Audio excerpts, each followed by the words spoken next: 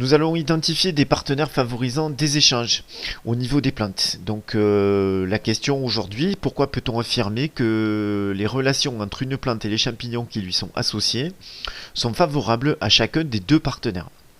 Donc nous allons étudier ici la relation entre les champignons, dont nous voyons ici la partie en surface, et l'arbre. Les arbres sont fréquemment associés à des champignons dont on observe facilement la partie superficielle, c'est-à-dire ce qui est en surface. En profondeur, les champignons forment comme des manchons de fins fils autour des racines. Parfois même, ils entrent dans les cellules des racines. L'association entre un champignon et des racines d'une plante s'appelle une mycorhize. Donc ici, vous pouvez voir en fait une racine. Ici, un petit poil absorbant et autour, on peut voir toutes ces petites ramifications, tous ces petits fils fins qui forment donc la partie du champignon qui est en profondeur. Et on voit qu'il y a une relation qui va exister entre ce champignon, donc ces fins fils qui sont tout autour, et la racine.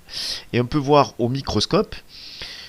Ici, vous avez une cellule racinaire et on peut voir que le filament du champignon, non seulement il va être autour, mais il va également pénétrer à l'intérieur de cette cellule de la racine. De plus en plus de pépiniéristes, et donc dans les pépinières, on travaille sur des plants d'arbres avec des mycorhizes. Alors Pierre, pépiniériste, explique. Lorsqu'un arbre vieillit, ses poils absorbants sont remplacés par des champignons. Dans la nature, le champignon avec lequel il s'associera dépendra des champignons présents dans le sol. En pépinière, au contraire, il est possible de choisir le champignon de l'association. Cela présente principalement deux intérêts. Donc, premier intérêt. Dans le cas de la gestion de forêt ou de verger, en choisissant une association bénéfique, la croissance de l'arbre est accélérée, ce qui permet de limiter les produits apportés, les traitements ou les opérations réalisées. Ce qui permet notamment par exemple de mettre un petit peu moins d'engrais.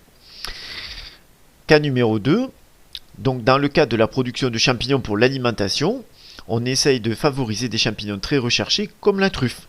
Donc on va associer à des chênes par exemple des mycorhizes de truffe, ce qui va permettre à l'arbre non seulement de pousser dans de meilleures conditions, mais également il va pouvoir fabriquer des truffes. C'est précisément la recherche de l'équilibre entre nos interventions techniques et les potentialités de la nature qui me plaît dans ce métier.